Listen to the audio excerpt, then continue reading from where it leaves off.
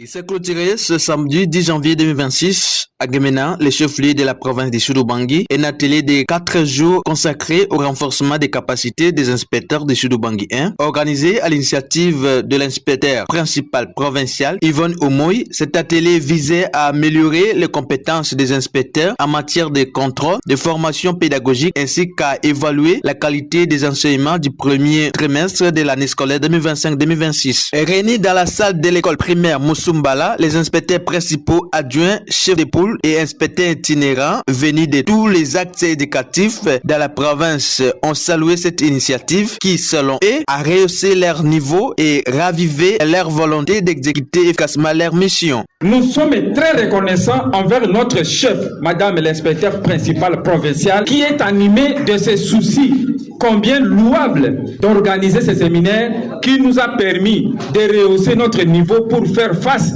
à nos insuffisances en vue d'accomplir convenablement notre travail d'inspecteur. Que ce souci l'habite le long du temps qu'elle pourra passer dans cette province. Lors de son mot de circonstance, l'IPP Yvonne Omoy a exprimé sa satisfaction quant à l'engagement de participants tout à leur recommandant d'intensifier les visites d'écoles dans leurs zones respectives afin d'assurer une meilleure suivi pédagogique. L'IPP vous recommande de visiter toutes les écoles de votre axe ou votre zone inspectorale, c'est-à-dire contrôler et former. Lire et relire les rapports avant la vaccination pour éviter les imperfections. Respecter la vaccination des rapports.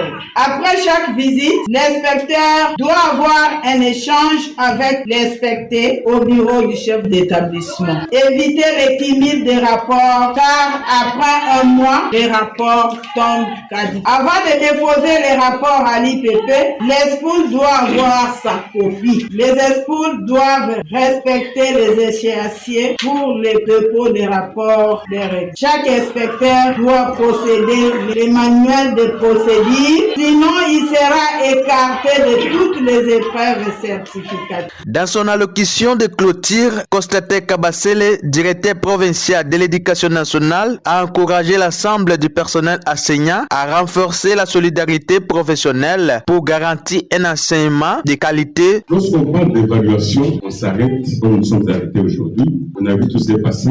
On a constaté ceci en positif et en négatif. Nous devons reprendre. Et en reprenant, nous devons savoir où est-ce que je suis tombé. Qu'est-ce qui a fait que je tombe?